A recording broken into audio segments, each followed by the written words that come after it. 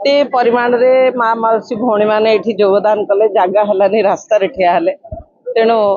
स्वर्गत महारथी प्रभात पुरुष विजु बाबू एवं नवीन पट्टनायक समस्त स्वप्न को पूरण करने को पुणी माँ मैंने समस्ते एकत्रित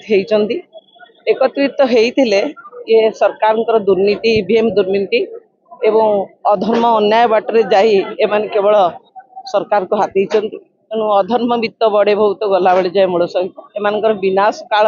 आसीगला विनाश काले विपरीत बुद्धि तेणु पुणी थे निश्चित भाव में विजु जनता दल गादी में बस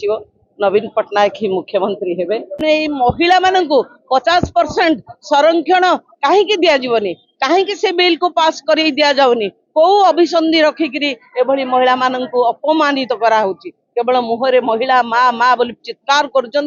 किंतु भितरे नाना प्रकार अभिसंधि रखी से बिल को पास कर तेणु देखु निश्चित भाव में जहाँ कहली आगामी दिन में ताहा ही देखिए नवीन सरकार निरामय जीवन यापन करंतु जगन्नाथ आहरी सुस्थ रखंतु आहरी दीर्घजीवी करंतु एवं ये ओडिशा माटीर आउ जतिकी स्वप्न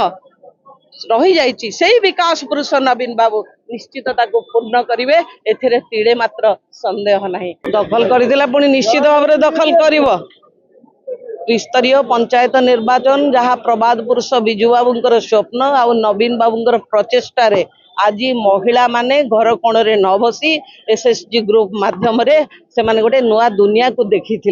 से माने मेड़ी होकर किसी एसएसजी ग्रुप माध्यम विभिन्न स्थान भ्रमण करुले मन भीतर दुख को परस्पर भितर बांटुले हांडीशाल भितर रही मानसिक विकारग्रस्त होते तेणु ये एसएसजी ग्रुप माध्यम से समर्थ होते मुठा मुठा टंका रोजगार करुले से दुर्बलता ग्रास कर कौन रोग ग्रास कर तेणु ये सरकार जो पुणी से हांडीशाल को बसई दबार उद्यम चलती तेणु से निश्चित जवाब देवे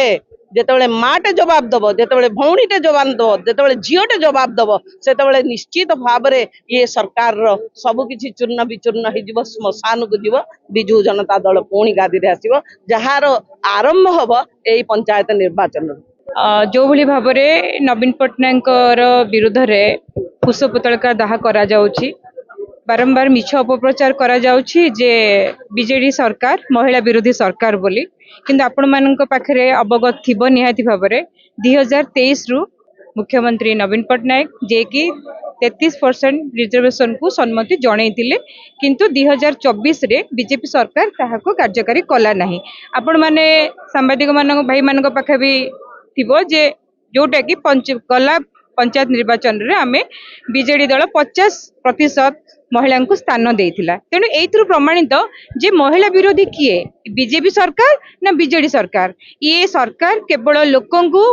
भुआ बुलेबारे लागिछि रंगबोला सरकार मिछुआ सरकार ये केवल लोक मानक भितर गोटे जानी सारलेनी ये सरकार आ बेसी दिन नुहे कहीं आगामी 27 निर्वाचन रे निहात भाव में आमे बिजु जनता दल प्रत्येक सरपंच वार्ड मेंबर भी कोठी गोटे वार्ड मेंबर भी आमे हारिबु नाही ए प्रतिशोध भी आमे लोकन को शुणुचु आ आमे अनुभव भी करूचु।